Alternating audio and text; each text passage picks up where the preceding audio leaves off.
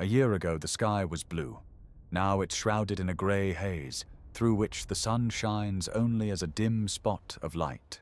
The asteroid struck the ocean. The wave reached the shores of 3 continents. Dust rose into the stratosphere and remained there forever. For the first few weeks, people wore gauze masks. Then they switched to respirators. Now no one goes outside without a gas mask. Microparticles of silicon settle in the lungs. Iron dust eats into the mucous membranes. Doctors call this silicosis of the new era, the disease of the century. Cities were half empty. Those who remained barricaded themselves in houses with air filtration systems, turning their homes into bunkers. Factories have stopped. Transportation has come to a standstill. Electricity is supplied on a schedule, 3 hours in the morning, 2 in the evening. The world has returned to candlelight. Governments fell one after another. Borders were erased.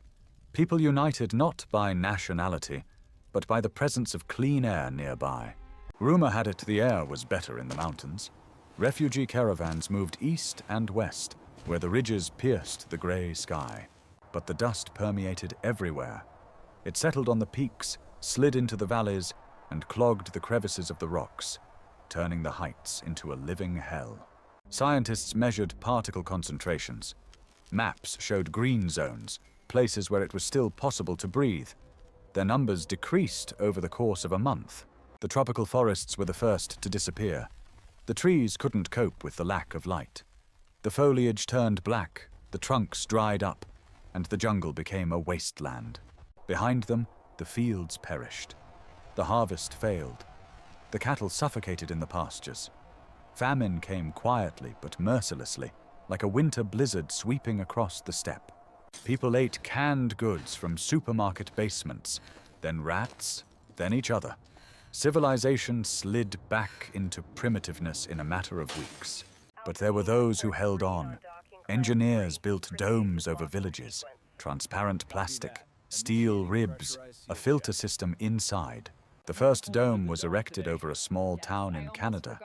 300 people lived under it. They grew potatoes and fished in ponds. The idea spread. Domes appeared in Scandinavia, Patagonia, and the mountains of Tibet. Humanity learned to live under glass and steel. Children born in domes never knew the real sky. For them, the grey haze beyond the transparent walls was the natural backdrop of existence. The elders spoke of blue skies, of white clouds, of sunsets the color of blood and gold. The young listened as one listens to ancient tales. 10 years passed. The domes grew larger and were connected by tunnels. Underground cities arose, where sunlight was replaced by full-spectrum lamps. Technologies adapted. Vertical farms produced greenery. Bioreactors produced protein from bacteria. Humanity learned to live in isolation. But the air outside was getting worse. Toxin levels were rising. Maps of green zones were almost completely red. The planet was slowly dying. Those who believed in purification appeared. Fanatics who built giant filters in the deserts, towers as tall as old skyscrapers, pumping air. The first towers operated for a year and then broke down. Dust clogged the mechanisms, but the enthusiasts didn't give up. They improved the designs and sought out new materials. By the year 20, 12 towers stood after the impact. They purified the air within a kilometer radius. This was enough for small settlements. Enclaves sprang up around the towers. People lived in primitive houses made of stone and scrap metal, but breathed without masks. This was freedom. The culture changed. Music became quieter, more melancholy. Artists painted grey landscapes with a rare ray of light breaking through the clouds. Literature became a chronicle of survival. Poetry celebrated domes, towers, and those fighting for every breath. Romanticism ran deep. Religions merged into one, the cult of clean air. People prayed to the wind, which would one day disperse the dust. But the wind remained silent. 30 years after the catastrophe, the Earth's population stood at 1 billion, a third of the pre-war number. The rest perished from hunger and disease. But those who remained were stronger. They knew the value of water, air, and bread. They built not giant cities, but communities where everyone knew everyone else. Science isn't dead. In underground laboratories, biologists have been creating plants capable of filtering air, mutants with broad grey leaves. The first filter trees were planted near the towers. They grew slowly but steadily.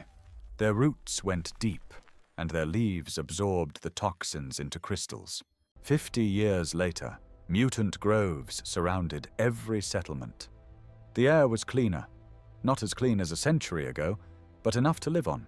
The domes began to open. First for an hour a day, then for 3.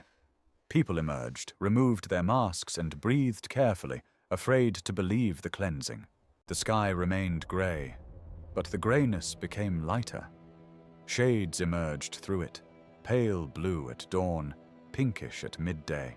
60 years after the impact, the generation born in the domes had grown old. Their grandchildren walked the streets without respirators, marveling at their freedom. Cities began to be rebuilt, not glass high-rises, but squat buildings of stone and wood, surrounded by groves of filter trees. Technologies have become simpler and more reliable. Electricity comes from solar panels and wind turbines. Transportation consists of bicycles, carts, and the occasional electric car. Culture returned to its roots. People gathered around campfires in the evenings, sang songs, and told stories of the old world that perished in grey dust. The asteroid became a myth, a legend of the heavens' wrath. Children played heroes, building towers and fighting the toxic air with their bare hands. 80 years later, the population had grown to 2 billion. The planet was breathing. Slowly, heavily, but breathing. Life was returning. The oceans remained dead. There were no fish. Algae didn't grow, but farms appeared on the shores, where fish were artificially bred in pools. A new type of forest covered the continents. Mutant trees, bred by scientists, had ash-colored bark and leaves that filtered the air year-round. The animals returned. First the rats, then the hares, then the foxes and wolves. They adapted to the new world, learning to breathe the polluted air. Birds rarely flew. Their lungs were too sensitive.